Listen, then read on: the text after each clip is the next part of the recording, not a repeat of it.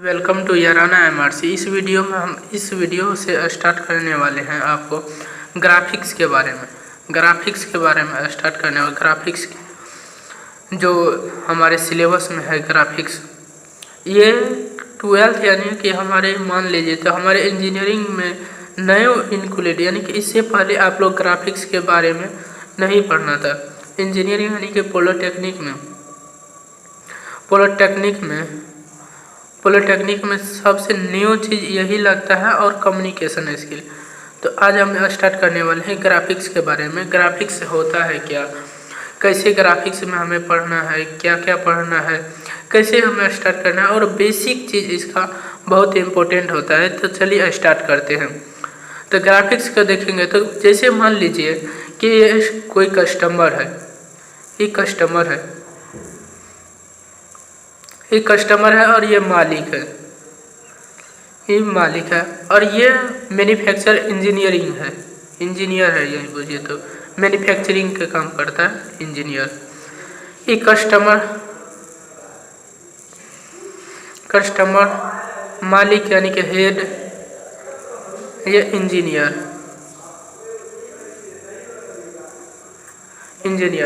जैसे कस्टमर ने कोई सामान यानी कि प्रोडक्ट, इन्होंने इसको बताया कि हमें कोई प्रोडक्ट चाहिए जिसका लेंथ ये कोई गोलाकार जिसका लेंथ L और ये डायमीटर D होना चाहिए। ये कस्टमर लेकर आया कि हमको इस शेप का कोई आयरन के वस्तु को हमें बना के दीजिए। तो कस्टमर ने क्या किया, यहाँ से ये सामान अपना जो बनवाना था ये आपके दुकानदार यानी मालिक को, हेड को दिया। ये तो समझ गया कि हमें ऐसा बनाना है। ऐसे इन्होंने क्या किया, हेड इसी सामान को लिया और इस सामान को इंजीनियरिंग के पास लेकर आया। इंजीनियरिंग को कहता है कि हमें ऐसा D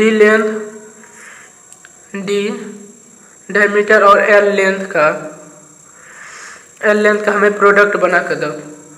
तो इंजीनियरिंग बोलता है कि हमें आपकी कुछ भी बात समझ में नहीं आया, हमें आपकी कोई बात समझ में नहीं है। आपको क्या बनाता है उसका फ्रंट व्यू दीजिए, उसका रियल व्यू बनाइए, क्या बनाना है, किस तरह से बनाना है, ऊपर का पोजीशन क्या होना चाहिए, निचला पोजीशन क्या होना चाहिए, और साइड से किस तरह का लुक दिखना चाहिए, और इस साइड से किस तरह का लुक दिखना चाहिए।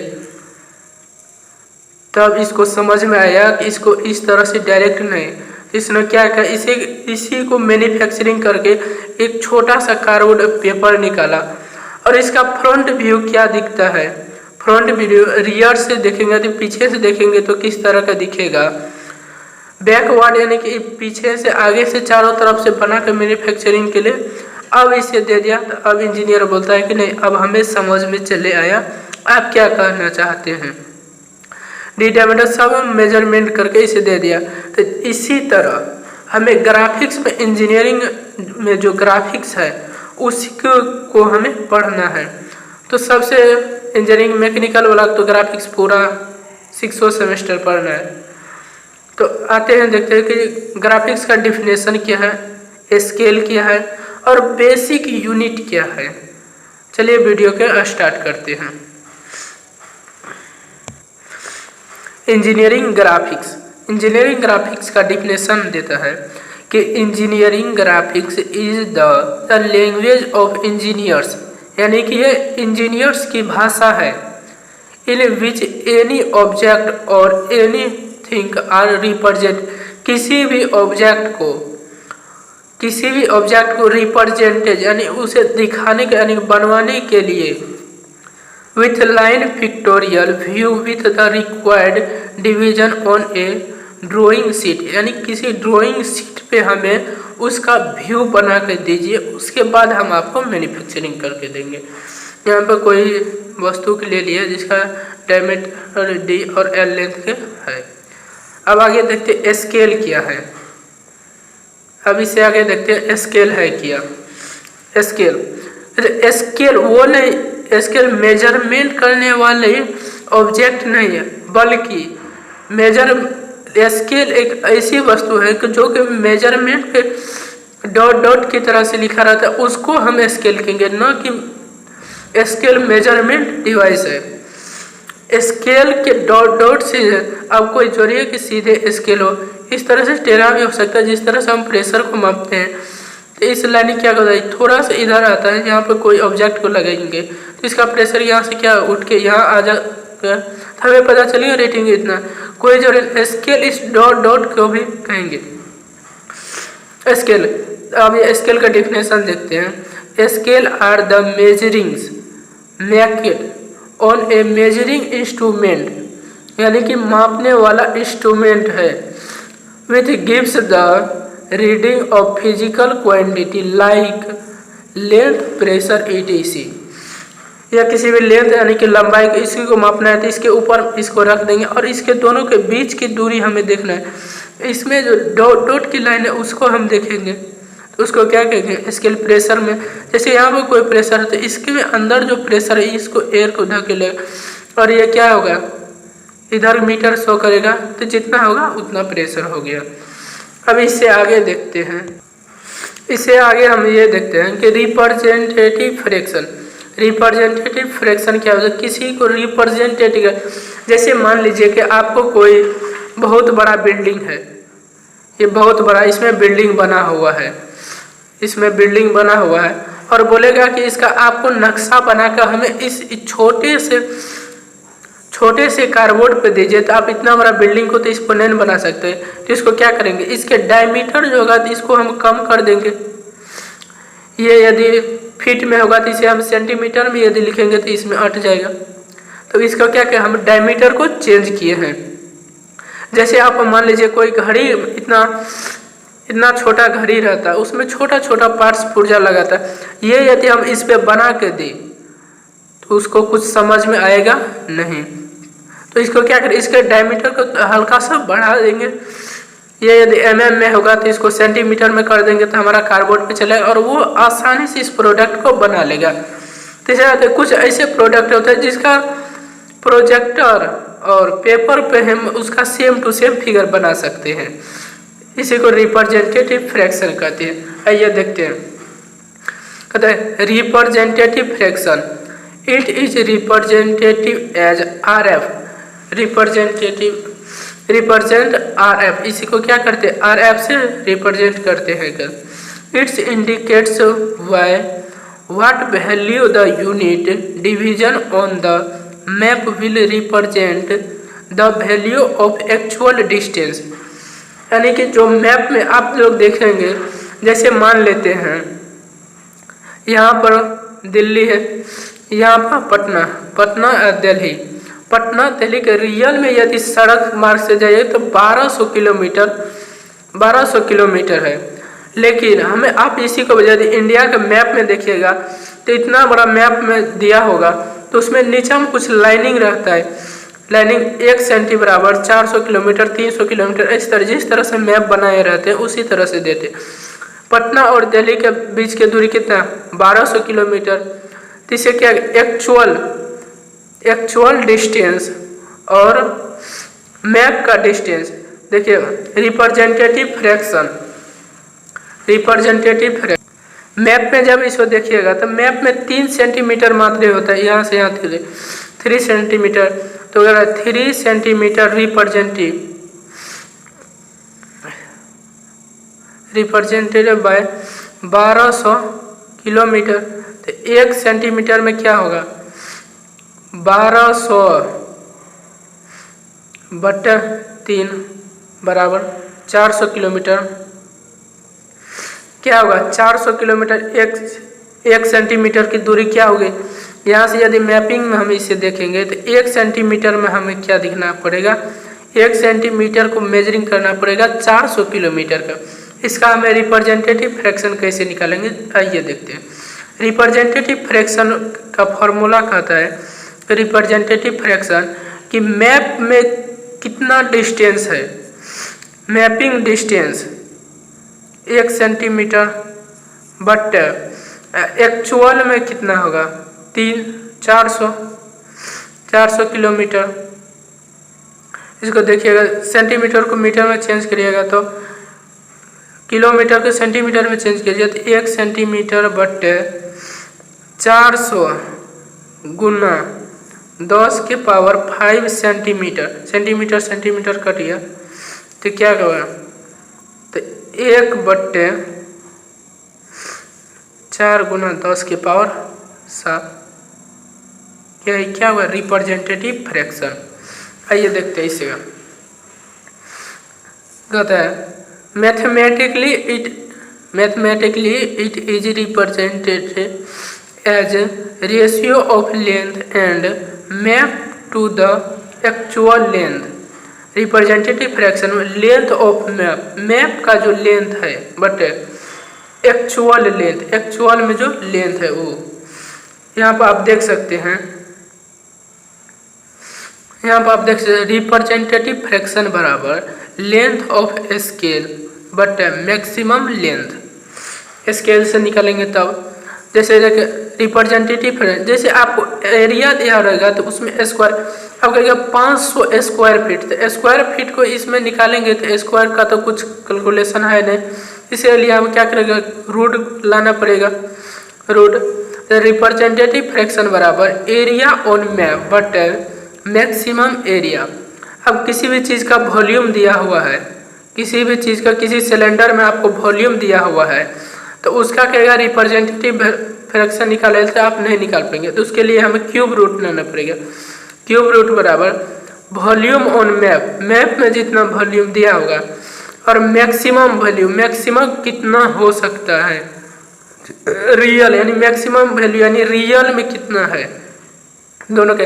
जैसे एग्जांपल के लिए 3 सेंटीमीटर, जैसे पटना से दिल्ली का दूरी क्या था 3 सेंटीमीटर, क्या मैप में रिप्रेजेंट करता है लेकिन रियल में 1200 किलोमीटर। 1 सेंटीमीटर रिप्रेजेंट में कितना 400 किलोमीटर हो जाए। रिप्रेजेंटेटिव फ्रैक्शन मेरा मैप में कितना सो गया कि तीर यहाँ पर 3 देगा, यहाँ पर 1200 किलोमीटर देगा काटेगा 1/400 किलोमीटर। इसको चेंज कीजिए 1/400 गुना 5 सेंटीमीटर, 5 इतना हो गया रिप्रेजेंटेटिव फ्रैक्शन। इसका मात्रक नहीं होता। इसे आगे देखते हैं कि यदि रिप्रेजेंटेटिव फ्रैक्शन का मान, यदि रिप्रेजेंटेटिव फ्रैक्शन का मान 1 से बड़ा हो, 1 से बड़ा हो तो उसको कहेंगे रिड्यूस स्केल। यदि रिप्रेजेंटेटिव फ्रैक्शन का मान 1 से बड़ा हो तो उसे रिड्यूस स्केल कहेंगे। दूसरा देखते हैं, रिप्रेजेंटेटिव फ्रैक्शन का मान यदि 1 से छोटा हो तो उसे कहेंगे इनलार्ज स्केल। यदि रिप्रेजेंटेटिव फ्रैक्शन का मान 1 हो तो फुल साइज स्केल कहेंगे। अब इसे अगला टॉपिक्स देखते हैं। इसे अगला टॉपिक्स का नाम है यूनिट कन्वर्जन। यूनिट कन्वर्जन में आपको देख लेंगे तो सीरीज में millimetre, centimetre, decimetre, metre, decametre, hectometre और किलोमीटर। आपको क्वेश्चन में पूछ देगा कि मिलीमीटर को किलोमीटर में चेंज कीजिए तो आप धड़फड़ा जाइएगा। उसके लिए सबसे इजी फार्मूला, जैसे हम एग्जांपल में यहाँ पर देख रहे हैं कि हमें 5 mm को किलोमीटर में चेंज करना है। 5 mm को किलोमीटर में चेंज करना है।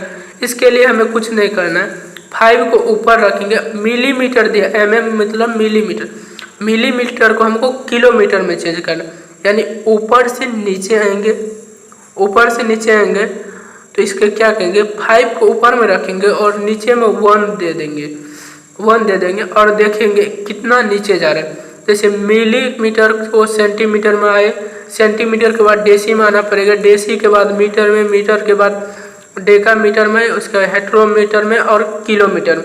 टोटल देखिएगा तो 1 2 3 4 5 6, तो इस पर क्या कीजिए 6 जीरो बैठा दीजिए। 1 2 3 4 5 6 जीरो हो गया। तब इसको सही रूप में, वैज्ञानिक रूप में लिखिएगा तो 5 × 10⁻⁻⁶। जब जानते हैं नीचे हम जीरो तो उसको बराबर लिखेंगे, ऊपर में जाने के लिए माइनस से हम गुना करते हैं, यानी कि 5 mm बराबर 5 × 10⁻⁻6 किलोमीटर। अब देखते हैं दूसरा एग्जाम्पल, 7 सेंटीमीटर को हमें हेक्टोमीटर में चेंज करना है। हेक्टोमीटर में तो हम क्या करने, 7 को ऊपर में लिख देंगे, 7 बट 1 लिख देंगे पहले, अब देखेंगे ऊपर से नीचे आ रहा है कि या नीचे से ऊपर। नीचे आ रहे हैं तो नीचे हम लिखेंगे 1, ऊपर जाएंगे तो ऊपर के लिए भी बता दें, तो 1 लिख दिया। अब देखिएगा हम क्या है, सेंटीमीटर दिया है, यहाँ से सेंटीमीटर को हमें हेक्टोमीटर में चेंज करना है। तो आप देखिए सेंटी को पहले डेसी में, उसके बाद मीटर में, उसके बाद डेका में, उसके बाद हेक्टो। सेंटी से डेका में आएगा तो 1, डेका से मीटर में आएगा 2, मीटर से डेसी में डेका में आएगा 3, इससे इसमें आएगा हेक्टो में आएगा तो 4। इस पे 4 जीरो, 1 2 3 4 जीरो बैठा दिए तो 7 गुना 10 की पावर 4 हेक्टोमीटर हो जाए। ये सब बेसिक चीज़ें, ये सब जानना बहुत जरूरी होता है, क्योंकि आप लोग ग्राफिक्स में इसी बेसिक चीज़ यहाँ से आप लोग यदि नहीं इसको इग्नोर कीजिएगा तो आगे चलकर कहीं ना कहीं आपको बहुत बड़ा धोखा मिलेगा।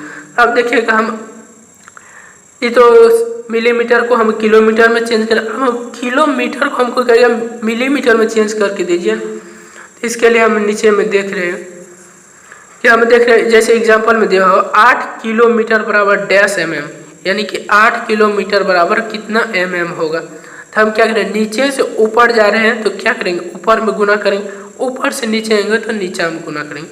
जैसे देखिएगा नीचा से ऊपर जाने का 8 किलोमीटर बराबर डैश mm वाट mm, तो 8 लिख दिया, इंटू 1 दे देंगे यहाँ पे। अब देखेंगे कितना ऊपर जा रहे हैं, किलोमीटर दिया हुआ, किलोमीटर को हमें मिलीमीटर में चेंज करना। तो इससे पहले इसमें आइए हेक्टो में, हेक्टो के बाद डेका में, डेका के बाद मीटर में, मीटर के बाद डेसीमीटर में या सेंटीमीटर में, उसके बाद मिलीमीटर। टोटल देखिएगा तो 1 2 3 4 5 6 क्या होगा, 6 जीरो, इसको 1 पे बैठा दीजिए, 1 2 3 4 5 6 mm में हो गया। आपको इसको कुछ नहीं करना, बराबर देखे 8 गुना, इसे डॉट पहले डॉट में लिखिएगा, उसके बाद क्रॉस में दे 8 गुना 10 के पावर 6 mm। अब हमें देखिए 7 किलोमीटर को डेसीमीटर में चेंज करना, 7 किलोमीटर को हमें डेसीमीटर में यहाँ तक चेंज करना है। यहाँ तक चेंज करने के लिए हम सबसे पहले देखते हैं, तो 7 को लिख दिए, डॉट दिए, इसके बाद 1 लिख दिया, उसके बाद ऊपर देखते हैं कितना ऊपर जा रहे हैं, उतना जीरो बैठा देंगे। किलोमीटर से पहले आइए हेक्टोमीटर में 1, हेक्टोमीटर के बाद डेका में आइए 2, डेका के बाद आइए मीटर में 3, मीटर के बाद आइए डेसी में 4, डेसी में आता है, यहाँ से यहाँ 1, यहाँ से यहाँ 2, यहाँ से यहाँ 3, यहाँ पे देखिए डेसीमीटर में दिया है, किलोमीटर को डेसीमीटर में चेंज करना है। कितना जीरो हुआ, 4 जीरो, तो यहाँ पर 7 गुना 10 की power 4 centimetre, decimetre sorry centimetre decimetre हो गया। इसी तरह से आप लोग घर में बैठ के ढेर सारे के सबको चेंज में किया, और इसे याद रखिएगा, पहले millimetre, centimetre, decimetre, metre, deca, hecto और किलोमीटर। अब इसे आगे देखते हैं, इससे आगे हम देखते हैं कि 1 इंच में बराबर जानते हैं 2.54 सेंटीमीटर, 1 फुट बराबर 12 इंची। इसको इंच को जब सेंटीमीटर में चेंज करेंगे तो 12 इंटू 2.54 सेंटीमीटर गुना कीजिएगा 30.48 होगा सेंटीमीटर। तीसरा देखते हैं 1 यार्ड बराबर 3 फीट, 1 यार्ड बराबर यानी 3 फीट, तो 3 गुना 30.48 कीजिएगा तो 91.44 सेंटीमीटर। इसको क्या किए, इससे गुना कर दिए 3 फीट। 1 यार्ड में कितना, 3 फीट, 1 यार्ड में 3 फीट। अब देखते हैं एक चेन में 22 यार्ड यानी 22 यार्ड, तो 22 को 1 यार्ड में जानते हैं कि 91.44 सेंटीमीटर, तो 22 इंटू 91.44 सेंटीमीटर गुना कीजिएगा तो 11.68 सेंटीमीटर। अब देखते हैं फुरलॉन्ग, 1 फुरलॉन्ग बराबर 10 चेन, 1 फुरलॉन्ग बराबर 10 चेन, और 10 चेन में 22 यार्ड, 1 यार्ड में 3 फीट। इसको सबसे पहले चेन को क्या करना पड़ेगा, हमें यार्ड में बदलना पड़ेगा, यार्ड के बाद फीट में, इंच में, उसके बाद सेंटीमीटर में। तो हमें उतना कैलकुलेट हम याद रख लेंगे इसको इतना। तो इसको देखें 1 फुरलॉन्ग बराबर 10 चेन, 10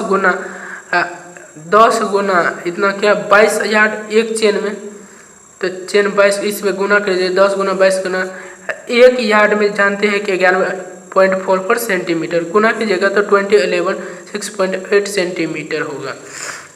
कहता है 1 माइल बराबर 8 फुरलोंग। अब किसी भी दूरी को माइल में दे देगा तो वहाँ से निकालने के लिए दूरी थोड़ा लंबा होता है। तो इसको देखते हैं कि 1 माइल बराबर 8 फुरलोंग, 8 फुरलोंग बराबर 1760 यार्ड। 1 फुरलोंग यानी 1 माइल बराबर 8 फुरलोंग। 8 फुरलोंग को किससे गुना कर दीजिए, 22 से गुना कीजिएगा तो 1760 फुरलोंग हो जाएगा। नहीं, इस फुरलोंग को पहले चेन में, चेन के बाद इसे गुना कीजिएगा तब आएगा। तो देखिएगा 1 माइल बराबर 8 फुरलोंग, 8 फुरलोंग को यार्ड में बदल दिए 1760 यार्ड, तो 1760 गुना 91.44 सेंटीमीटर, इसको गुना कीजिएगा तो 16093.444 सेंटीमीटर। इसको हम मीटर में चेंज करिए, 100 से भागा देंगे, 100 से भागा देंगे 16.934 मीटर। अब इसका हम कुछ एग्जाम्पल देखते हैं।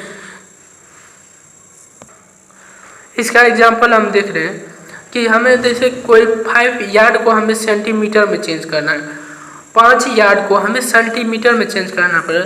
तो हम लोग जानते हैं 1 यार्ड में 3 फीट, इसलिए 5 यार्ड में 5 गुना 3 यानी कि 15 फीट। तो 1 फीट में हम लोग जानते हैं कि 12 इंची, तो 15 फीट में 12 गुना 15 इंची। अब 1 इंची में हम लोग जानते हैं कि 2.54 सेंटीमीटर, तो इसीलिए 15 गुना 12 इंच बराबर 15 गुना 12 गुना 2.54 सेंटीमीटर। तो इसको गुना कीजिएगा तो 457.2 सेंटीमीटर आता है। समझ गए। अब इससे आगे हम देखते हैं कि 7 फुरलोंग दिया हुआ है। 7 फुरलोंग बराबर डैश सेंटीमीटर। हमें फुरलोंग को चेंज, ऊपर में जो देखे तो फुरलोंग, उसको चेंज करके हमें सेंटीमीटर मिला। तो हम लोग जानते हैं 1 फुरलोंग बराबर 10 चेन होता है, तो इसमें 10 से गुना करिएगा तो 70 चेन हो जाएगा। 70 गुना 1 चेन में कितना, 22 यार्ड होता है, तो इसको गुना कर दीजिए 70 गुना 22 गुना 1 यार्ड में हम लोग जानते हैं 91.44 सेंटीमीटर, तो इसको बराबर कीजिएगा तो 140817.6 सेंटीमीटर। इसको मीटर में चेंज कीजिए, 10 से भागा कीजिएगा तो यहाँ पर 1408.17 मीटर। आज के लिए बस इतना है, कल के क्लास में देखेंगे इससे आगे में।